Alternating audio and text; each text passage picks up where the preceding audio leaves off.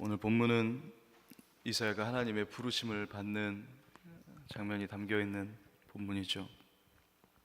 8절에 내가 누구를 보내며 누가 우리를 위하여 갈고 하시니 그때 내가 이르되 내가 여기 있나이다. 나를 보내소서. 주님, 내가 여기 있습니다. 주님, 내가 여기 있습니다. 주님을 위하여 나를 보내주시옵소서.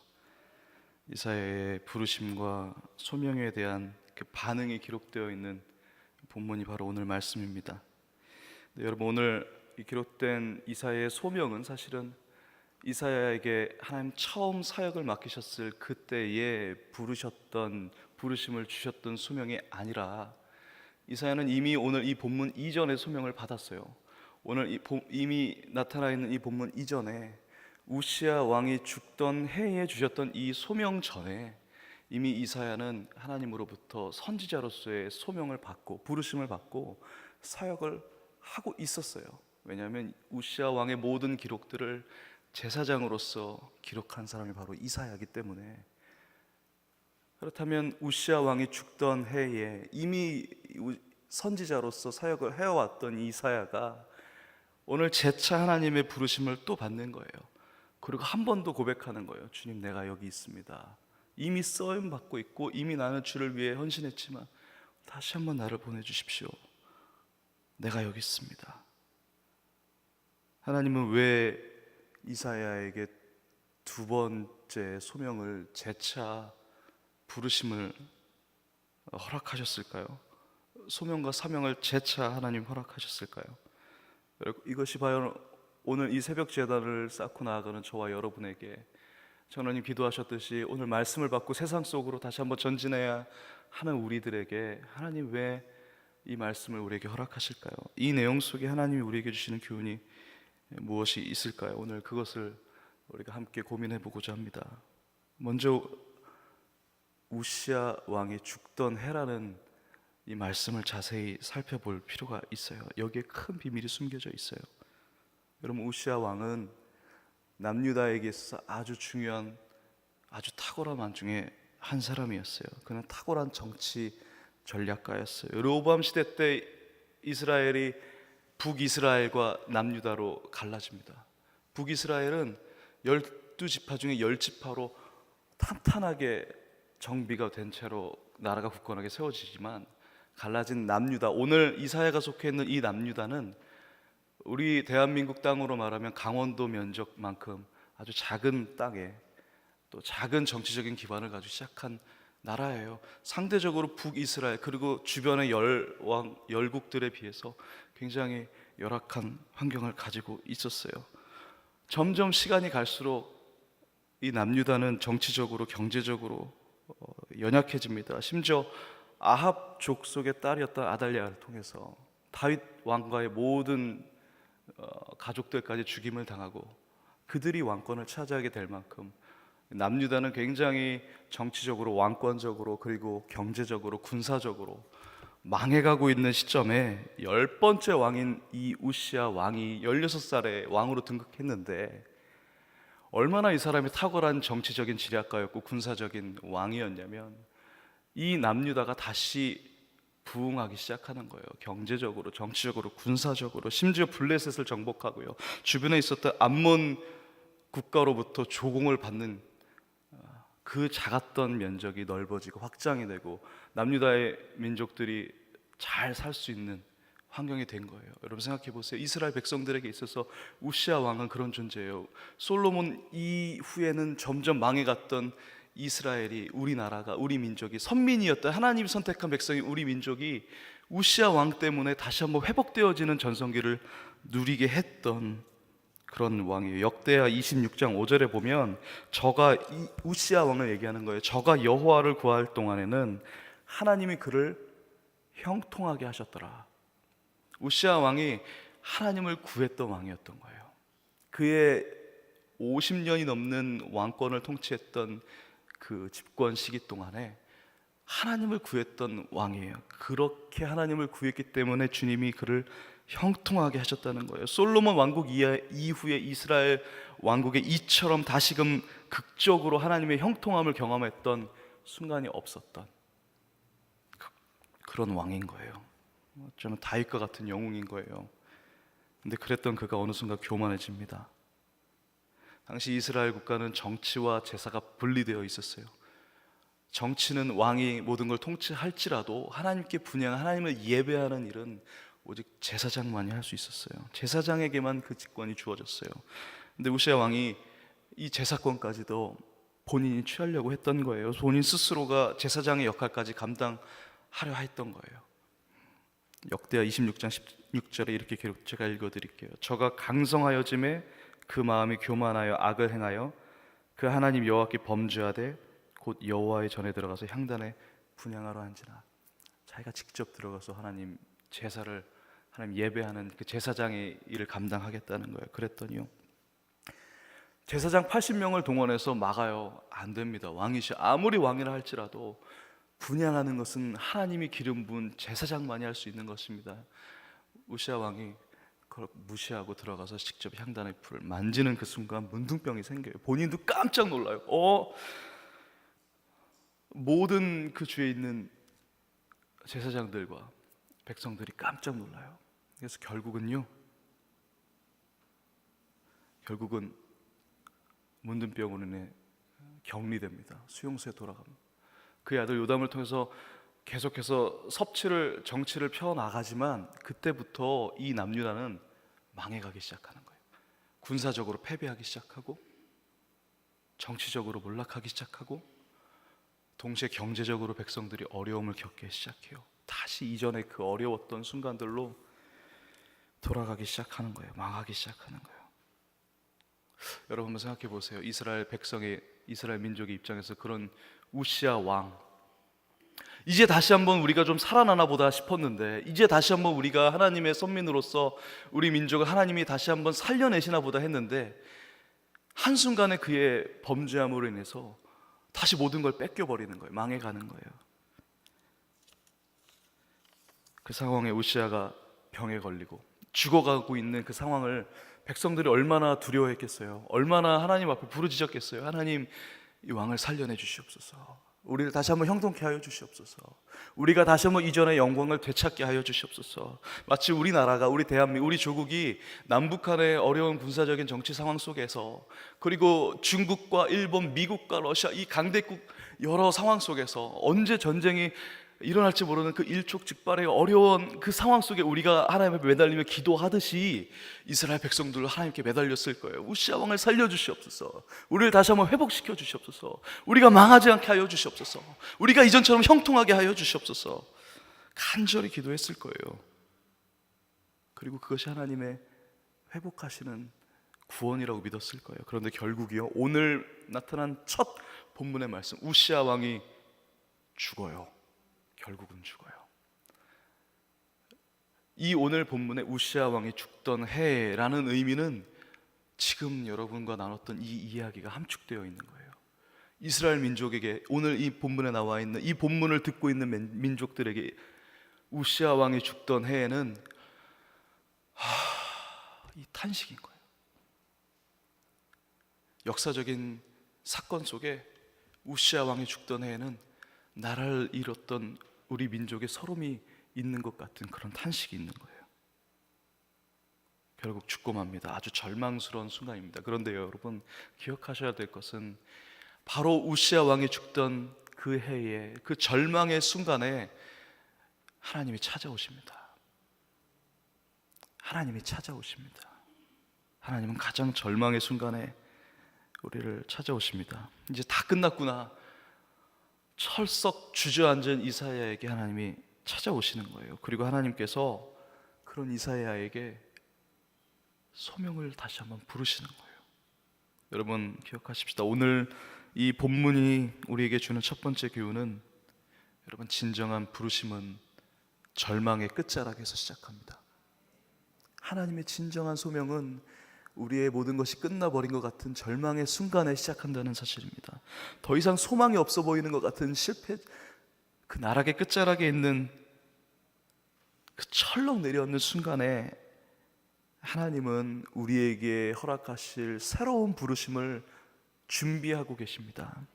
절대로 우리를 포기하지 않으십니다. 왜 그러실까요? 왜 하나님은 우리를 이러한 절망 중에 소명을 허락하시고 우리를 다시 한번 불러주실까요?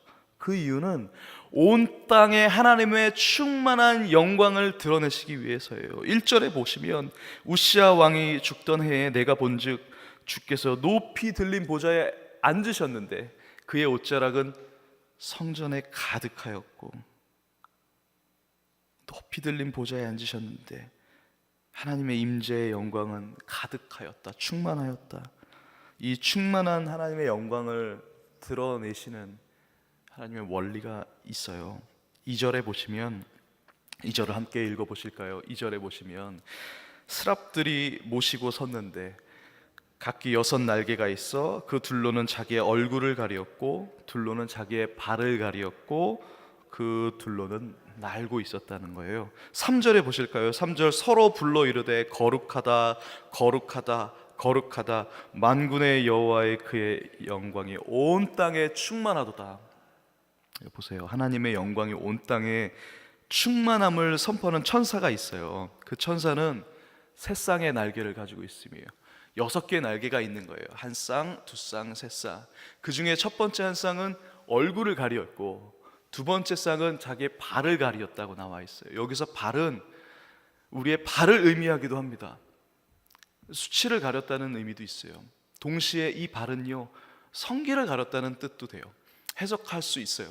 나머지 날개로 날고 있었다라고 되어 있어요. 여러분, 첫 번째 하나님의 영광을 드러내는 원리는 나를 가리면 됩니다. 얼굴을 가렸다는 것, 나를 가리는 거예요. 내 얼굴을 가리는 거예요. 근데 우리는 때로는 내 얼굴을 더 내밀기를 원해요. 제 부끄러운 고백이에요. 내 얼굴을 더 드러내고 싶어 해요. 아닌 것 같지만, 아닌 것처럼 얘기하지만, 아닌 것처럼 스스로를 속이지만 결정적인 순간에 내가 조금이라도 피해를 볼 때 얼마나 우리는 괴로운지 몰라요. 결정적인 순간에 내가 조금이라도 억울한 일을 당하면 얼마나 괴로운지 몰라요. 내가 많은 일들을 다 일어나는데 이것이 나의 공이 아니라 다른 사람에게 공이 넘어갈 때 얼마나 우리는 배신감을 느끼는지 몰라요. 내 얼굴이 드러나지 않음으로 인한 고통이 얼마나 우리에게 그런 연약한 존재인 거예요. 네, 여러분, 내 얼굴을 가리는 가장 첫 번째 기본적인 팁은요, 남을 존귀히 여기면 가능합니다. 남을 존귀히 여겨주면 그 마음에서 출발할 수가 있습니다. 내가 얼마만큼 고개를 숙이는지 나 스스로를 성찰해 보면, 얼마만큼 사람이 마음의 고개를 숙일 수 있는지를 보면 그 사람의 됨됨이를 알 수 있듯이, 우리가 감사하다는 표현, 고맙다는 표현, 그리고 환하게 미소 주는 것들, 이런 기본적인 것들이 하나의 출발이 될 수 있어요. 얼굴에 웃음을 달면요, 조금 쉬워집니다. 내가 경직할 수 있는 상황에, 내가 경직되어지는 상황에서 한 템포 쉬어서 얼굴에 웃음을, 미소를 내가 가지면요, 조금 더 쉬워집니다. 나를 조금만 가리면요, 나를 조금만 더 겸손히 낮추면 한결 쉬워질 수 있습니다. 여러분, 천사들이 하나님 앞에서 그의 얼굴을 가리웠다는 것은 겸손을 의미하는 거예요. 하나님의 영광을 감히 다가설 수 없음을 인정하는 거예요. 우리는 주의 임재 앞에 들어갈 수가 없어요. 하나님의 기름 부음 받은 제사장만이 주의 임재 안에 들어갈 수 있었던 것은 우리의 죄를 가지고 우리가 주님 앞에 서면 죽을 수밖에 없기 때문에. 하나님 앞에서의 겸손한 것은 나 자신을 인정하는 것입니다. 우리가 있는 것을 없다고 얘기하는 게 아니에요. 내가 이만큼 할 수 있는데 저는 못합니다, 이것이 겸손이 아니라, 진짜 더 깊은 겸손의 의미는 나의 있는 그대로의 상태를 주님 앞에 인정시키는 거예요. 그리고요, 예수 그리스도를 바라보는 거예요. 주일날 강 목사님, 설교님 말씀하셨듯이 자기 자신을 향한 성찰은 우리에게 어느 정도의 깨달음을 줄 수 있지만, 더 나아가서 내 자신의 성찰에서 끝난다면 그건 회의로 끝날 수밖에 없어요. 더 이상의 우리에게 거듭남은 일어나지 않아요. 내 성찰을 가지고 주님을 바라볼 때, 그래서 주님의 십자가 보혈이 나를 살릴 수밖에 없다는 것을 우리가 고백하고, 그 주님의 십자가 보혈 때문에 내가 은혜로 설 수 있다는 것을 바라볼 때, 우리의 겸손함이 우리의 얼굴을 가리며 그러나 하나님을 대면하고 임재 앞에 나아갈 수 있는 것이에요. 그래서 예수 그리스도의 십자가 공로로만 우리가 지성소 안에 들어갈 수 있다라는 것입니다. 그럼 내가 얼마나 큰 죄인인지를 깨달을 수 있어요. 5절 이사야의 고백이 있어요. 5절에 보면 그때 내가 말하되 주님의 영광을 임재를 바라봤을 때 이사야의 고백에 화로다 내가 망하게 되었도다. 나는 입술이 부정한 사람이요 나는 입술이 부정한 백성 중에 거주하면서 만군의 여호와이신 왕을 배웠다. 나는 그 더러움 속에서 내가 주님을 대면했었다. 그러면요 6절과 7절을 보실까요? 그때 스랍 중 하나가 부젓가락으로 제단에 집은 바 빈 숲 손에 가지고 날아와서 그것을 내 입술에 대며 이르되 보라 이것이 내 입에 닿았으니 내 악이 제하여졌고 내 죄가 사하여졌느니라. 여러분 하나님 앞에 우리가 겸손하면요 그래서 예수 그리스도의 십자가를 의지할 수밖에 없는 우리의 죄를 고백하면요 하나님이 우리를 용서하시고 우리를 깨끗게 하십니다. 여러분 두 번째입니다. 두 번째 하나님의 영광을 드러내는 두 번째 원리는 자기 발을 가렸다는 거예요. 두 번째 한 쌍의 날개로 스랍들이 자기 발을 가렸다고 했어요. 여러분 발을 가렸다는 것은 아까 말씀드렸듯이 자기의 수치를 가리는 거예요. 그러는 동시에 여기에 표현된 발은 고대의 왕고거법으로 이것은 생식기를 가리키는 거예요. 어쩌면은 어떤 의미가 아니면 고대의 어원상은 이것은 성행위 또는 그것으로 인한 죄의식을 가리었다는 거예요. 어떤 말이냐면 절제를 의미하는 것입니다. 이게 무슨 의미일까요? 하나님이 하실 때까지 기다리는 것, 하나님이 움직이실 때까지 기다리는 절제, 하나님이 하시는 걸 볼 때까지 내가 기다리는 것. 너희는 가만히 있어 주가 하나님 됨을 알지어다. 하나님을 온전히 믿고 의지하고 신뢰하는 것이 바로 절제인 거예요. 절제는 나의 힘을 억누르는 것이 아니라 내가 할 수 있는 것들을 스스로 억누르는 것이 아니라 하나님을 온전히 의지하고 신뢰함으로 하나님께서 지금 오늘 이 상황의 문제들을 해결하실 것을 믿음으로 바라보고 하나님이 움직이실 때까지 기다리는 것, 믿음으로 반드시 하나님께서 치료하실 것을 믿고 기다리는 것, 반드시 이 문제를 하나님이 이 어려움으로부터 나를 끄집어내실 것을, 이 수렁에서부터 나를 끄집어내실 것을 믿고 신뢰함으로 하나님이 움직이신 것을 볼 때까지 내가 기다리는 것이 바로 절제인 것입니다. 때가 늦은 것 같고 마음의 조급함이 차오르는 순간이 있어요. 지금이 아니면 놓쳐버릴 것 같은 우리의 조급함이 우리의 마음을 스스로 움직이게 만들 때가 있어요. 여러분 우리가 그럴 때 오늘 하루 조금 더 잠잠히 기다려 보십시다. 분명히 하나님의 도우심이 깊은 수면에서부터 올라오게 되는 것을 우리가 목도하게 될 것입니다. 여러분 세 번째, 한 쌍의 날개로 날고 있었다는 거예요. 이것은 어떤 상황에서도 기동성 있게 움직이고 바로바로 대처할 수 있는 준비된 자세를 이야기하는 것이에요. 이게 뭘까요? 순종입니다. 8절 말씀에 내가 또 주의 목소리를 들으니 주께서 이르시되 내가 누구를 보내며 누가 우리를 위하여 갈고 하시니 그때 내가 이르되 내가 여기 있나이다 나를 보내소서. 누가 우리를 위하여 갈고, 성부 성자 성령 하나님 우리를 위하여 갈고, 그때 내가 여기 있습니다. 누가 우리를 위해 가겠니? 누가 나를 위해 가겠니? 내가 여기 있습니다. 나를 보내주십시오. 이 세 가지 원리 속에는요 놀라운 열쇠가 있어요. 그 열쇠는 하나님의 음성을 들을 수 있는 열쇠입니다. 보세요. 내 얼굴을 가리고 내 수치를 가리고 내가 나일 때, 내 얼굴을 가릴 때 겸손함으로 나를 낮출 때, 내 발을 가릴 때 주님 절제함으로 하나님이 일하시기까지 기다릴 때, 그리고 순종하기로 내 마음을 결정하며 그 준비 태세로 있을 때 하나님이 나타나셔서 누가 나를 위해 가겠니? 라고 말씀하시는 거예요. 그때 주님의 음성이 들리는 거예요. 나를 얼굴을 가리고 내 수치를 가리며 절제하며 주를 기다리며 순종의 마음을 준비하고 있을 때 하나님이 우리에게 음성을 들려주십니다. 이것이 아주 중요한 하나님의 음성을, 하나님의 마음을 읽을 수 있는 원리입니다. 그런데요 이사야가 그렇게 했죠. 주님 내가 가겠습니다. 나를 보내주십시오. 그랬더니요 그래, 그럼 이제 너가 가서 내 백성들에게 외치되 너의 외침을 통해 내 백성이 다시 한번 이전의 영광을 회복할 것이며 내 백성의 이전의 놀라웠던 회복들을 내가 다시 한번 형통의 일을 부어주겠다라고 하시는 게 아니라, 그럴 것 같죠?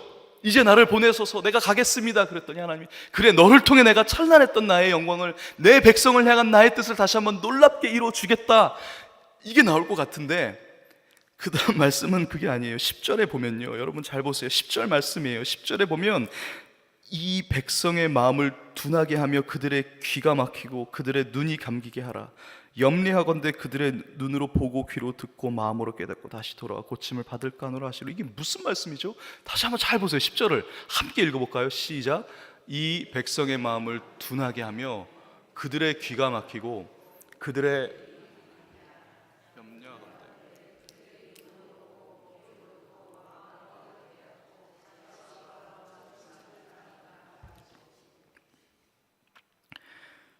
여러분, 이게 무슨 소리예요, 주님? 이게 무슨 소리예요, 주님? 그들의 눈을 닫게 하라니요. 나를 이제 내가 주님 앞에 소명을 받고 가겠는데 하나님 하시는 말씀이 네가 말하고 외치는 걸로 인해서 그들이 돌아올까 내가 두렵네 오히려. 그랬더니 이사야가 11절에 다시 물어봐요. 이게 언제까지요? 대체 언제까지입니까? 내가 이제 하나님 소명 받고 나갈 건데 그러면 언제 이들로 하여금 하나님의 회복을 다시 한번 일으키실 것입니까? 그랬더니 하나님이 더 절망적인 말씀을 하세요. 성읍이 황폐되어질 때까지, 이 땅에서 완전히 이 땅이 패망해서 그곳에 아무도 거주하는 날이 없을 때까지 네가 그 사명을 가지고 가라. 이게 무슨 말씀이냐면요, 너가 가서 외쳐라. 나를 위해 가서 백성들에게 외쳐라. 그런데 너가 아무리 외쳐도 그들은 너의 말을 듣지 않을 거야. 너가 아무리 헌신하면 내게 너에게 준 그 사명을 가지고 최선을 다해 헌신을 다하여 힘을 쏟아도 그 땅은 점점 더 악해져 갈 거야. 너가 사명을 가지고 그곳에 들어간다 할지라도 그 땅은 지금보다 더 점점 망하게 될 거야. 이 말씀이신 거예요. 그럼 결론입니다. 오늘 이게 중요한 거예요. 오늘의 제일 중요한 포인트는 이거예요. 그러면 왜 소명을 주셨을까요? 도대체 왜요? 하나님께서 어차피 너 통해서도 이루어지지 않을 거야 말씀하시는 거거든요. 네가 소명을 가지고 가도 네가 아무리 열심을 내도 그 땅은 변하지 않을 거야. 근데 왜 이사야에게 누가 나를 위해 가겠니? 부르셨을까요? 이게 오늘 말씀의 핵심입니다. 결론입니다. 하나님이 우리를 부르셔서 소명을 주실 때는요, 이유가 있어요. 그것은 하나님의 영광이지만 그 영광이 하나님 자신을 위한다기보다, 그리고 하나님의 백성, 소명을 받은 그 자로부터 하나님이 하실 그 일들의 열매를 위해서라기보다 소명받는 저와 여러분을 위해서인 거예요. 소명을 받는 우리 본인 스스로를 위해서인 거예요. 이것은 이사야를 위한 소명인 거예요. 이사야를 향한 하나님의 사랑인 거고, 이사야를 회복시키기 위한, 이사야를 살려내시기 위한, 이사야를 위한 하나님의 열정인 거예요.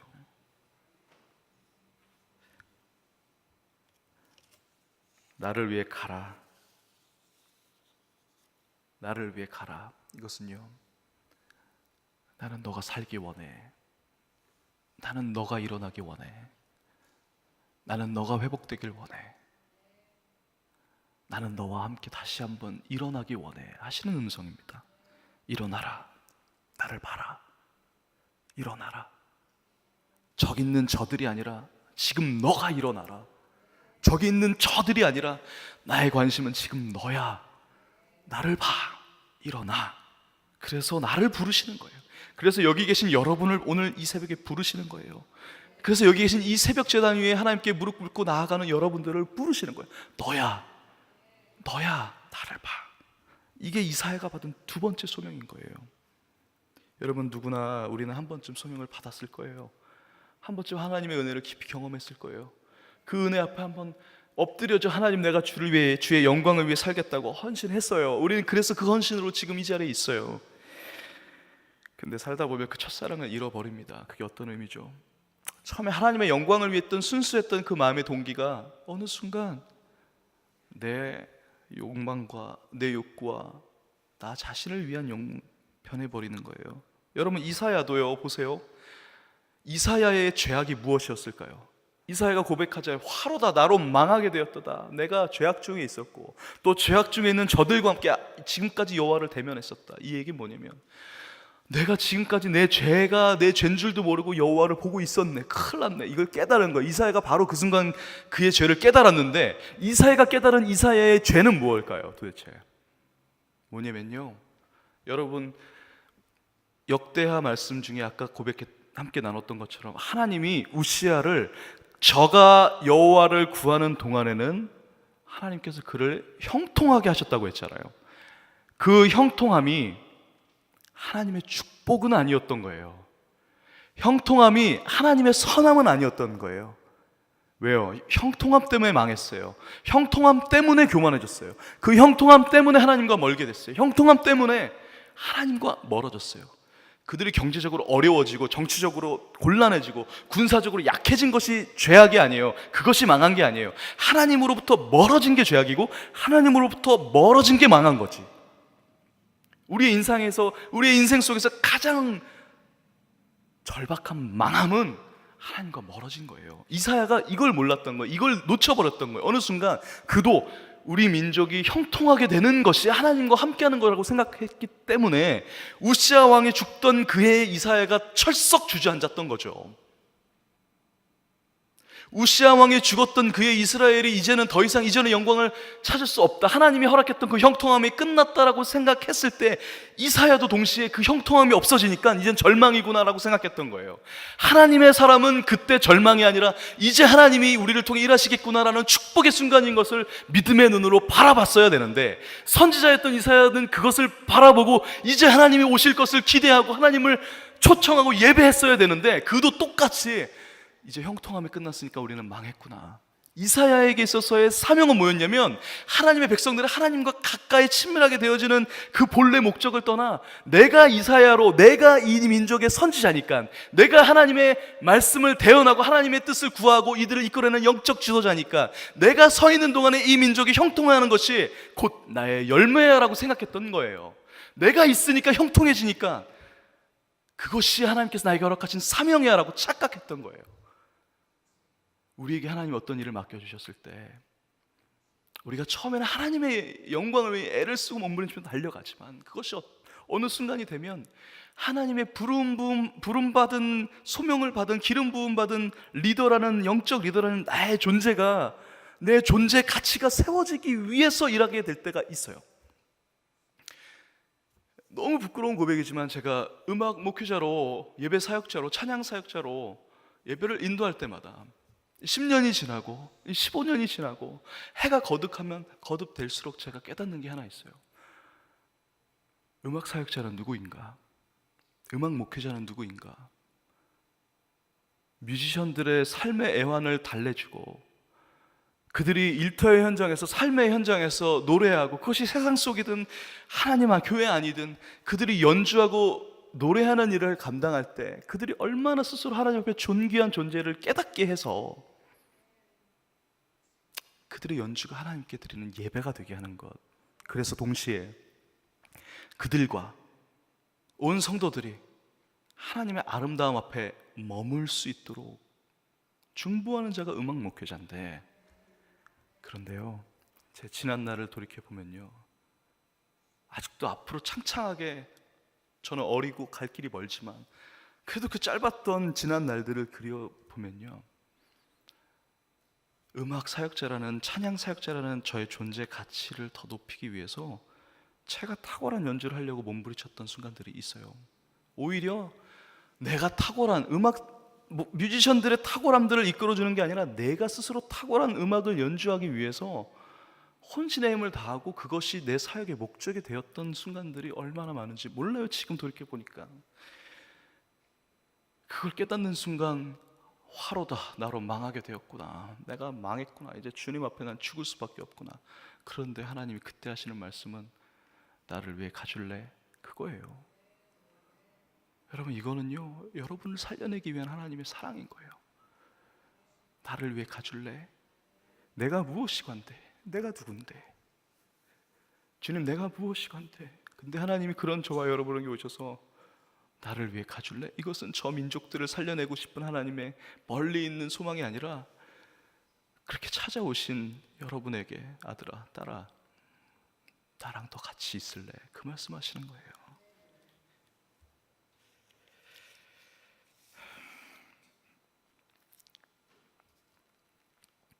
여러분, 우리의 헌신은, 제 말씀을 오해하지 않으실 것 같아요. 여러분들에게는 이런 표현을 써도 괜찮을 것 같아요. 우리의 헌신은 아무 능력이 없어요. 우리의 헌신은 아무런 능력이 없어요. 우리의 하나님을 위해 살겠다는, 하나님의 영광을 위해 살겠다는 우리의 결정 그 자체에 능력이 있는 것이 아니라, 그렇게 주님을 붙들기로 결정하는 그 가난하고 연약한 우리의 마음이지만 주님을 신뢰하고 주님을 위해 헌신하기로 결정하는 그때에 성령이 우리에게 임하셔서 그 능력이 나타나는 거예요. 우리가 오늘 새벽에 찬양했던 것처럼 주 말씀 향하여 달려가리라. 능도 아닌, 내 힘도 아닌 오직 성령으로. 이 성령이 어떻게 우리에게 주어지냐면, 예수 그리스도의 십자가를 우리가 바라볼 때, 예수의 피밖에는 나를 정결케 하는 피가 없음을 고백할 때, 오직 예수님만이 나를 정결케 하시는 분임을 고백할 때, 여러분 13절 오늘 마지막 말씀에 보면 그 중에 10분의 1이 아직 남아있을지라도 그거는 여전히 황폐하게 될 것이지만, 밤나무와 상수리나무와 그 나무들이 배임을 당해도, 그런데 마지막에 희망의 말씀이 있어요. 그 그루터기는 남아있는 것 같이 거룩한 씨가 이 땅의 그루터기니라. 뭐냐면요, 오직 예수님만이 소망이다. 우리가 가지만, 우리가 가서 우리 때문에 그곳이 회복되는 게 아니에요. 더 망할 수도 있어요. 그 열매의 결과가 우리의 존재 가치를 증명하는 게 아닌 거예요. 하나님의 부르심을 받은 나와 같이 갈래? 나를 위해 갈래? 라고 그 음성을 듣고 네 갈게요 하는 그 순간, 하나님의 손을 잡는 그 순간 하나님의 영이 우리에게 임할 때, 그것이 우리가 하나님에게서 추구하, 하나님이 너무 기뻐하시는 우리의 가치인 것입니다. 동시에 그것을 거룩한 씨가, 오직 예수 그리스도의 핏부림이, 주님의 보혈만이 그것을 회복시킬 수 있다는 거 하나님 말씀해 주시는 거예요. 오직 예수의 이름으로만 우리가 승리할 수 있음을 오늘 하루 붙들고 승리하시기를 축복합니다.